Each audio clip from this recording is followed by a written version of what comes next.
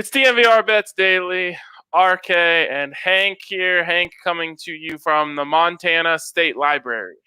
Well, it's the Montana, my parents' basement, really, but that sounds like fun too. Dude, if you have a bad pick, I'm just gonna be like, oh, this guy just lives in his parents' basement, doesn't know anything. Yeah, and that'd be fair. The problem is I'm not gonna have a bad pick because it's kind of tough to get any picks in. Like, obviously I had to put all my picks in before I left Colorado, where it's legal to put picks in. But now, like, Colorado State, I had money against them. That game gets canceled. I was really excited for the Ravens-Steelers game. That game gets pushed to Sunday. And so I feel like I zeroed out my account. Like, I put everything I had onto various things that I could watch over this next few days, and now they're just falling apart around me. Yeah, it sucks. I mean, you take away CSU Air Force. That was going to overlap with the NFL game anyway, so you live with that.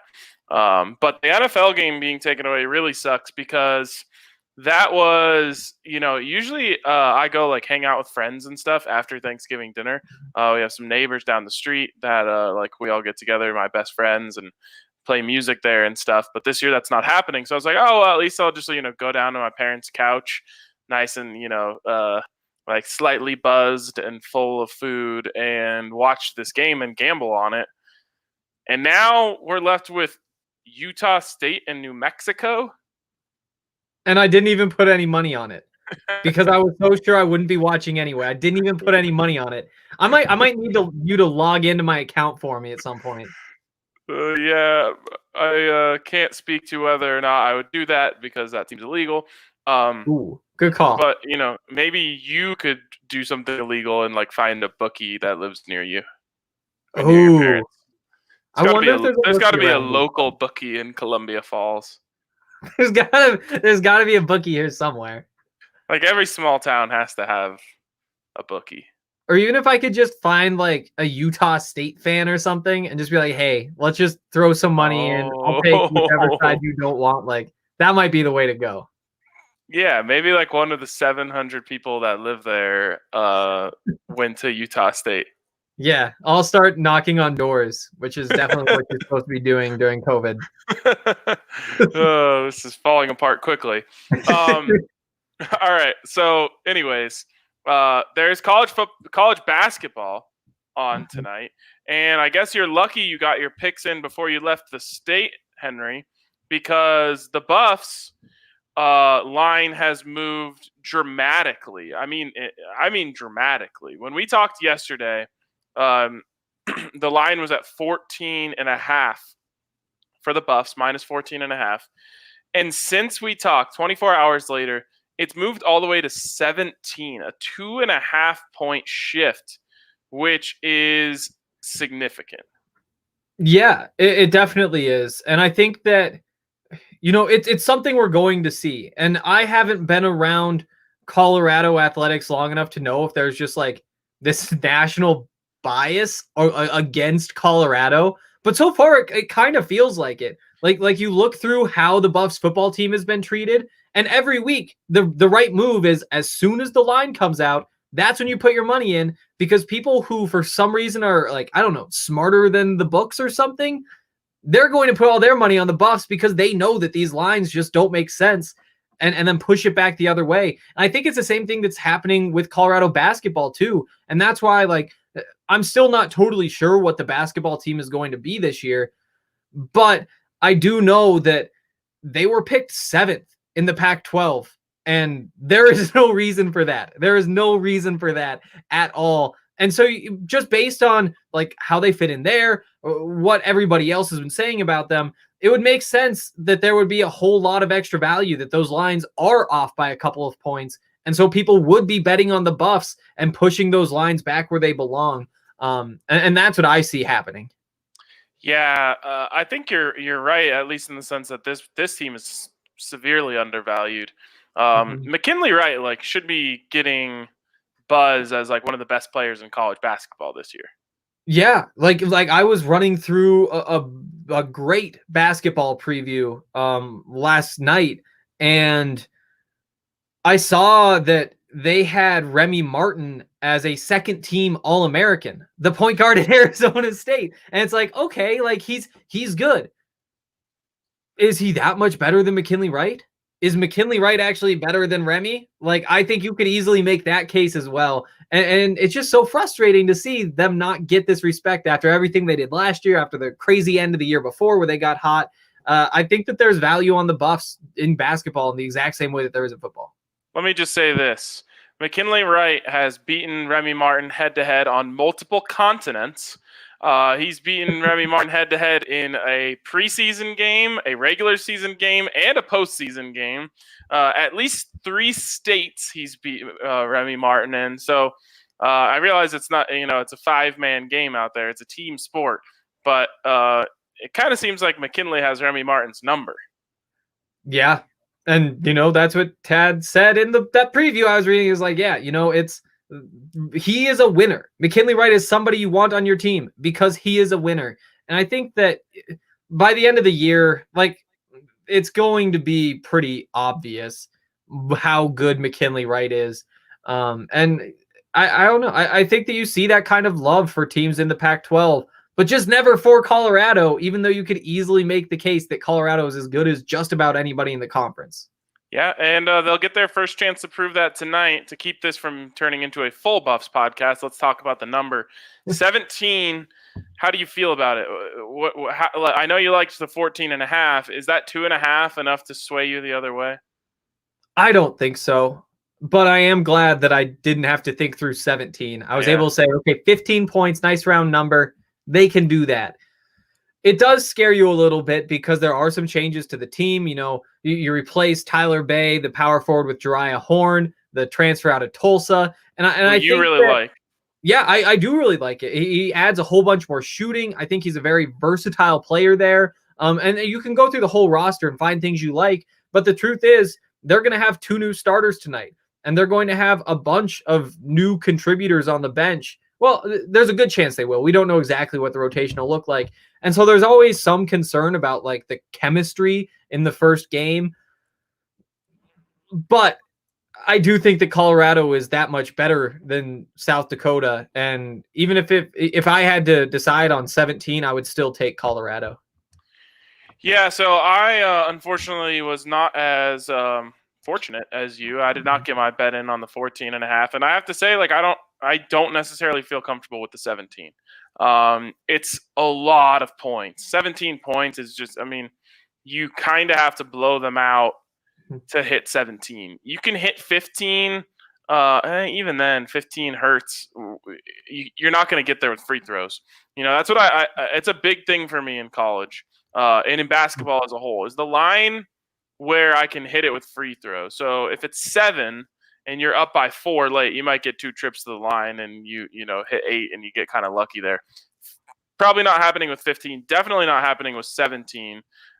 So it's a tough spot, 17, because even if you're blowing them out by 20, well, you'll probably pull your starters late and then anything can happen. So that's kind of where I'm at on the 17. Yeah. We were talking on the draft podcast today about the Alabama-Auburn game. 2 ranked teams, Iron Bowl, like big rivalry. And it's a 24.5 point line. Sucks. And I think Alabama covers it. But when it's that many points, I just want to stay away. And that's kind of how I feel about 17 with Colorado. But if I were to pick a side, I would say Colorado covers.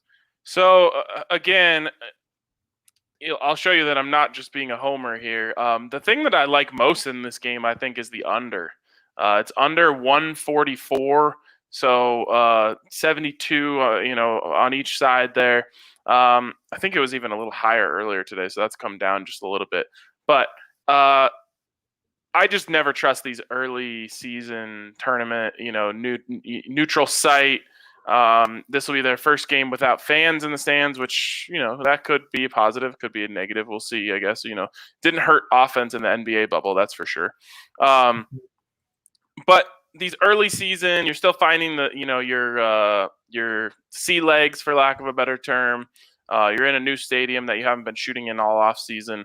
So because of that, I lean under here just because I think it'll be a little bit sloppy probably for the first 10 minutes at least. Yeah, I agree. And it's disappointing that in the college betting, you can't just bet a team under, because that's where I'd really feel confident. If there was a way to just take the South Dakota under and say either Colorado blows them out and that's why they're under, or it's a close game and they're still under. Like, I don't think there's a path for South Dakota to put up a whole lot of points tonight.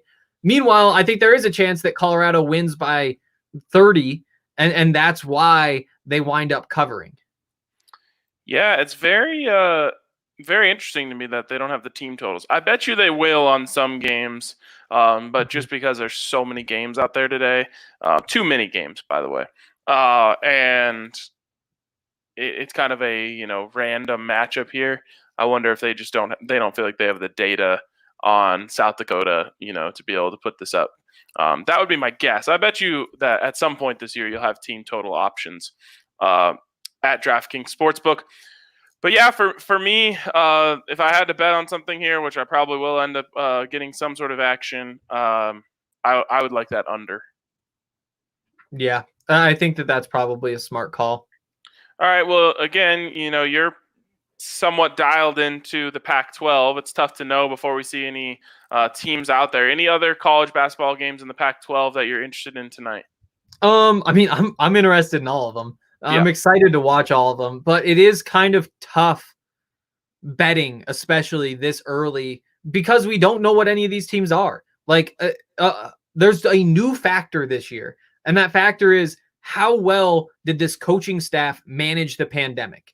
Like, were they able to maximize the Zoom meetings? Were they able to maximize the individual workouts that were allowed because you weren't allowed to get in touch with other players? It's a strange year, and that's why I'm very hesitant to bet on anything.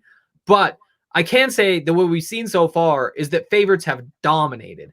I think Kansas State got upset, but outside of that, and that was a 4.5 point upset. Like, it's not like that was a huge thing that's going to be blowing everybody's mind all night. What really happened was the favorites have been winning, and any team that's been ranked has won by, I think, about 20 points so far today. There's only been 4 of those, but there's 2 left. Or not 2 left, but 2 that are playing right now, and they're both up like 15 or 20 in the second half. And so far, what I really like, or what we're seeing at least, is the favorites having success. And I think that that's probably where I'm going to go when looking through some of these Pac-12 games. Arizona State's only a 7-point favorite over Rhode Island tonight. I'm not all the way in on the Arizona State hype. They didn't lose very much. A couple of key players, but they bring in just as much, I think. And so I do like Arizona State winning by more than 7. UCLA, San Diego State, that's going to be an interesting one.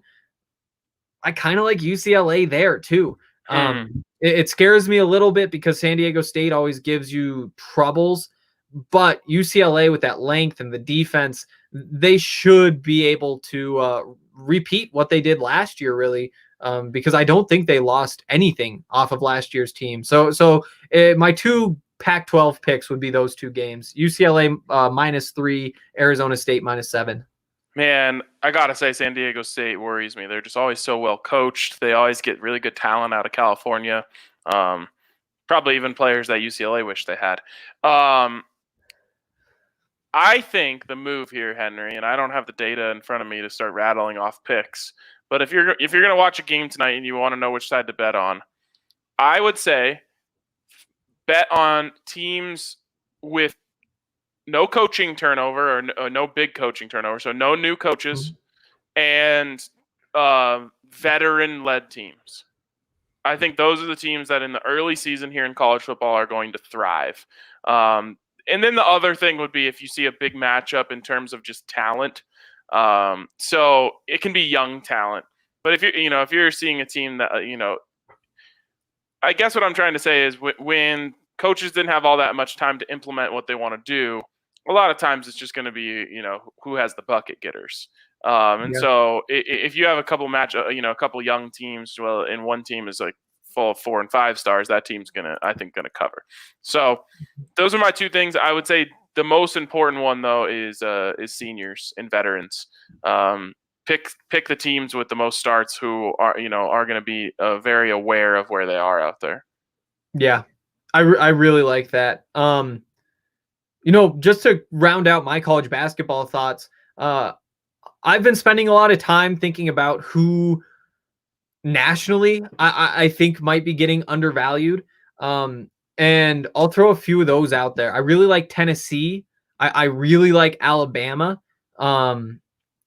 Texas, I think, is going to be an interesting team to watch. Texas Tech's another one. But those are primarily some very experienced teams as well, who I think have flown a little bit too far under the radar. And so I think what's so tough about college basketball is I feel like, especially early in the season, I don't know anything about most of the opponents. Colorado, South Dakota, you read up on South Dakota, but you really don't know too much about that program. Arizona State, Rhode Island, I don't know a whole lot about Rhode Island basketball. And so to me, it's more finding your teams and saying, I think that they're going to be undervalued and riding with them. And so those are a few that I really like. Rhode Island Spiders? Richmond Spiders. Oh, Richmond Spiders. Yep. Rhode Island. It's a Terriers? Blue and lighter blue R is the logo. I wonder what happens if I click on it. Maybe you can find that out for us. Rhode Island. It's probably something pretty dumb. Someone might have it in the comment section. While you look that up, I'm going to tell the people to head over to DraftKings Sportsbook and use the code DNVR when you sign up to get in on all of their great offers over there. And especially this week, we got some great offers. Unfortunately, the Pittsburgh-Baltimore game was canceled. So if you already made a bet on that, DraftKings has promised that they're going to refund that, and they're going to have a new promo for Pittsburgh-Baltimore when that game happens on Sunday. Another big hit to the Thanksgiving slate that we talked about. But when you use the code DNVR, you can get a sign-up bonus up to $1,000. That's right, a sign-up bonus up to $1,000 when you use the code DNVR at DraftKings Sportsbook, America's top-rated sportsbook app. Of course, you must be 21 or older, Colorado only. Bonus comprises of first deposit bonus and a first bet match, each up to $500. Deposit bonus requires a 25x playthrough and restrictions do apply. See DraftKings.com/sportsbook for details. And if you have a gambling problem, call 1-800-522-4700. That's right, Rhode Island Rams. Oh, I don't blame you for forgetting it. It's not a great one. Here's what happened to me, though. Because while you were going through that read, I went down a bit of a rabbit hole because I just searched Rhode Island mascot. Rams didn't pop up, though, because that is not the most interesting mascot in Rhode Island. What popped up was the Rhode Island School of Design. Its mascot, Scrody. What? Yeah, no, it's what you think it is. They say it's an unofficial mascot, but they do have it's a big penis that runs around their sporting event. Oh, man. I feel like you're being trolled here online. I don't think so. I mean, it wouldn't be the first time. No, I mean, it's all over the internet. Scroty's everywhere. Wow. That is Rhode Island School of Design, huh? What is their nickname? Let's see. Rhode Island School of Design Athletics. Let's just see what happens. Do they even have athletics? I mean, they definitely play hockey at the very least. Okay. It might be like club sports. It's got to be. Yeah. Oh, yeah. So there it is. It's on the Wikipedia page. Scrody, unofficial mascot. But it does make it there. Jeez, oh, there we go. Not safe for work. That is something special. I'm pretty sure that's where Eric went to school. Yeah, that seems like him. Yeah, so it looks like it's all clubs. The hockey team is called the Nads. Wow. Their cheer is Go Nads. Wow. Okay. Wow. Let's get out of this as fast as we possibly can, and move on. The basketball team is known simply as the Balls. When the heat is on, the balls stick together is the slogan. Okay. Well, I'm glad we settled this. The slogan really got me. Yeah, This one 7-foot really tall got penis, me. Brody, been there since 2001. Wow, that is legendary. I gotta say it. Rhode Island School of Design. Okay, I just found myself on the odds boost page. I didn't even mean to be here, but an interesting one here, Henry. Villanova, Kentucky, Kansas, Duke, or North Carolina to win the national championship at plus 185. Ooh, Villanova's right up there. They were number 2. We released like all of our top 25 for college basketball. They were number 2. I think I had Kansas like 6. Duke. I mean, North Carolina, you can make a case they shouldn't even be ranked. I mean, they did nothing last year. But that's the thing, is that they replaced pretty much their entire team like they do every year. I don't like it. I don't like it. At So you plus know what? 185. At He's plus passing. 185. Villanova and UCLA each to win by 10 plus points, plus 430. I don't like that. It's because of the value. It's tempting. That's how they get it. But Villanova is. I really like them. I think that they have some good experience back. Then UCLA not going through any changes. I'm pretty sure they brought back their entire roster. You could see it. You could see 10 plus points for either one of them. Both at plus 430 might be decent value. Okay. Probably doesn't for hit me. though. Yeah. Not for me. Here we go. Let's go into the NFL slate. Unfortunately, only 2 games for us now on Thanksgiving. As of now, they're keeping them in the same slots. I always hate this 10:30 a.m. game. I don't know about you, but on Thanksgiving, like I wake up and I'm running around. Sometimes I gotta hit the store, get something extra. I'm cooking. I'm, getting ready to go to my parents' house. Like I'm just busy during the early hours of the day. Can they move this one to the primetime slot? Yeah, I mean, it would be nice, but if I'm being totally honest, it's not like I'm gonna be doing all that much. I'm pretty excited to roll out of bed at 10:20. I'd get a nice full, maybe 12 hours of sleep tonight, and then get on the couch and watch some football. I don't know that I like it at the cost of a primetime game, though. Yeah, no. Also, you need to be helping Penny and Dean with the preparation for Thanksgiving. I don't think they want my help. I think I'd just make it worse. Are you worried about what that says about you? I mean, no more worried about it now than I was before. Like I'm very aware of my strengths and weaknesses, and there are some glaring weaknesses just in terms of like basic human life that I need That to should be handle. your new Tinder bio. I'm very aware of my strengths and weaknesses, and there are some glaring weaknesses when it comes to basic human life. It's true though. It is true. Like I can't really cook. I eat too much fast food. I had to get that robot vacuum because otherwise I'm not going to vacuum. And it motivates me to pick the floor up. Not pick the floor up, but pick up the things that are on the floor. I'm not able to do that. So, yeah, I mean, we're working on it. We are working on it. Okay. We're also working on giving picks for these games. Texans, Lions, Texans -3. It started at -2. I'm on the Texans here. Are you? So I have this thing where I have a really tough time picking against the Cowboys and Lions on Thanksgiving. Like I always just think like, first of all, there's the tradition of them playing that kind of pulls me a little bit and makes me irrational. But then also the fact that you can talk yourself into it by saying like, yeah, they all play on Thanksgiving. I think DeAndre Swift coming back is going to be big. I don't think we know about Kenny Golladay yet. If he comes back, that'll be big as well.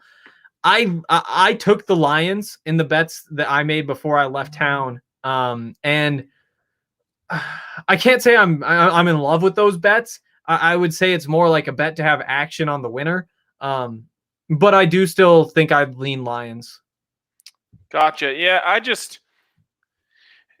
it's really hard for me to bet against Deshaun Watson any week. And so I end up like suckering myself into him like pulling off upsets that have not happened in a while for the Texans.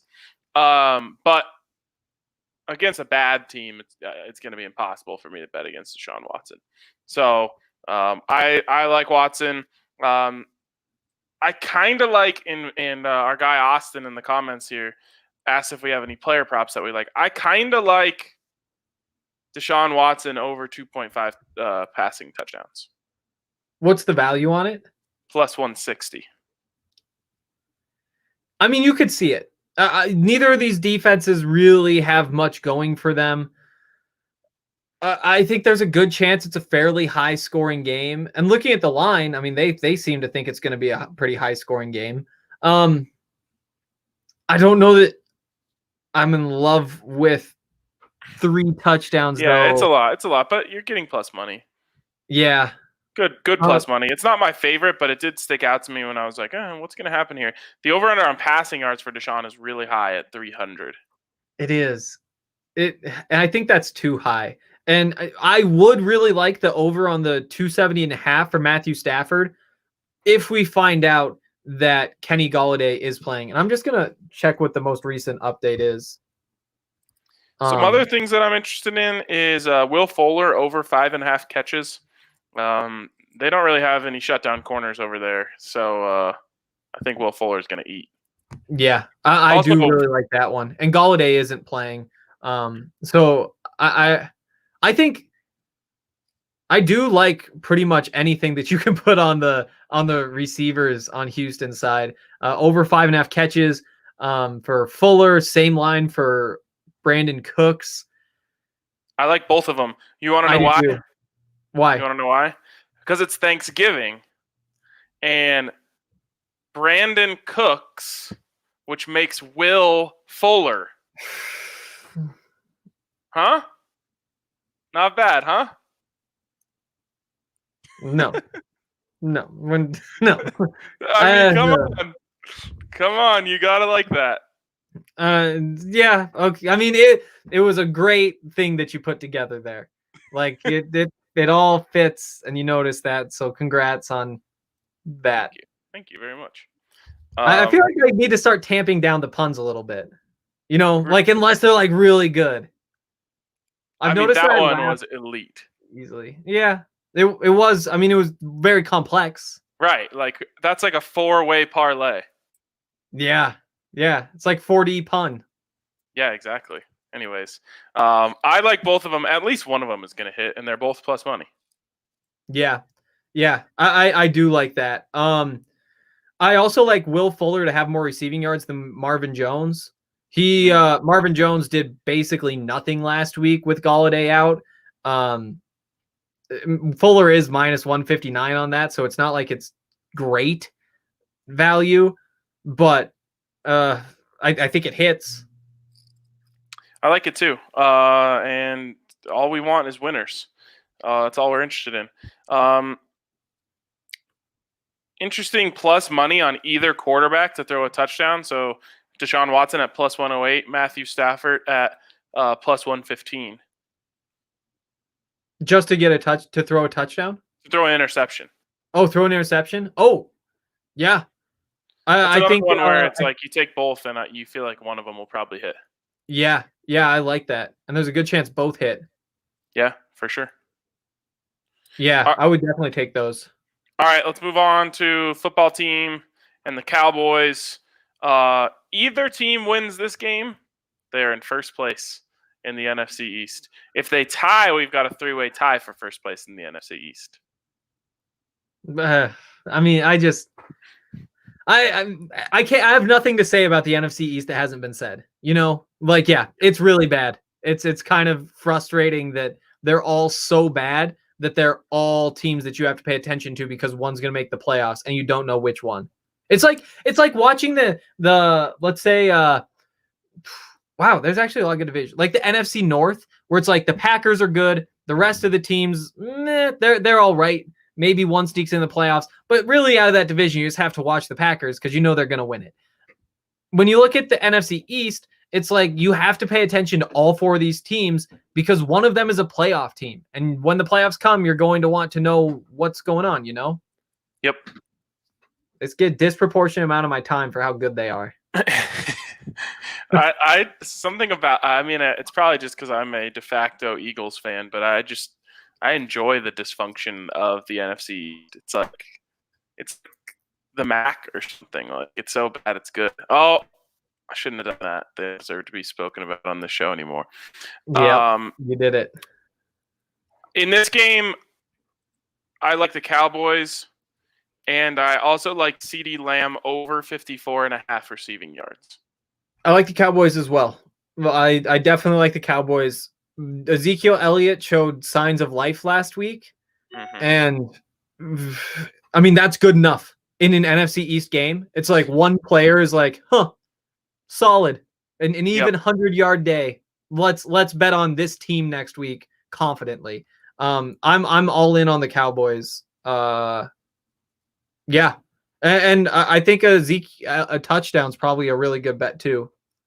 Yeah, so you've got Zeke to score at any time at -143, which is whatever. But you can get him to score first boosted in the odds boost section at +600. See, I might go really heavy on Zeke. Like even two touchdowns at +300. I might even sprinkle that 3 touchdowns at +1300. Like I really think like there's no reason to be throwing the ball. Like if Zeke is functional at all, you feed him, and you especially feed Zeke on Thanksgiving. This is true.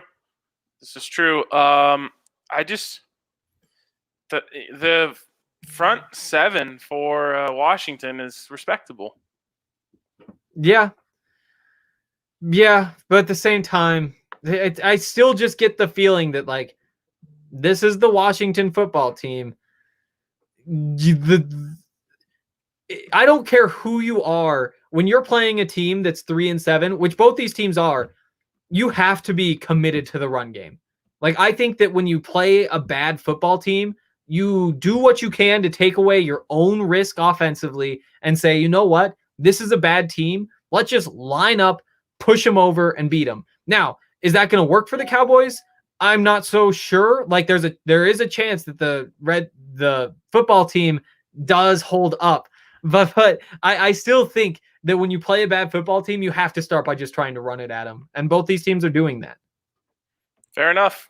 I think you make some good points there. There are some games, some college football games on Friday morning, which will be before we do the show. So before we get out of here, any takes on those? I'll tell you right now that I love Iowa -13.5 going hosting Nebraska. Yeah, that's a good one. I mean, betting against Nebraska is going to get you a lot of money, especially this season. I also like Notre Dame -5 against North Carolina. I think that North Carolina is getting just a little bit too much hype. Sam Howell is supposed to be like the truth and the chosen one, and the next guy up. But so far, it's been a pretty average quarterback who has some tools. And as much as I like North Carolina's running game, I think that in this game, like Notre Dame is just better, and covering 5 points against North Carolina shouldn't be too much of a challenge. Yeah, when it comes to Sam Howell, it's really just a question of how he can do against that Notre Dame defense. Sure is a question of how well he can do. How well he can do. Yeah, no, I got it. The Stanford Cal at 2:00. That's a tough one. Exactly. That's probably just a stay away. Or actually, it's probably a bet the under 52.5. I don't think that you need 52. So 26, 26. So 27, 25. You hit. I don't see either of these teams putting up 30. Man, I sure don't either. But I don't know enough about Cal yet. What's their defense? I know their defense was like really hyped up last year. Yeah, Justin Wilcox is like a defensive-minded guy. He's the coach there. And it was really hyped up and maybe just a little bit too overhyped last year. But that is definitely still the strength of the team. I just honestly don't think that team has much of a strength at all. Kind of true of Stanford as well. Yeah. What a sad rivalry game.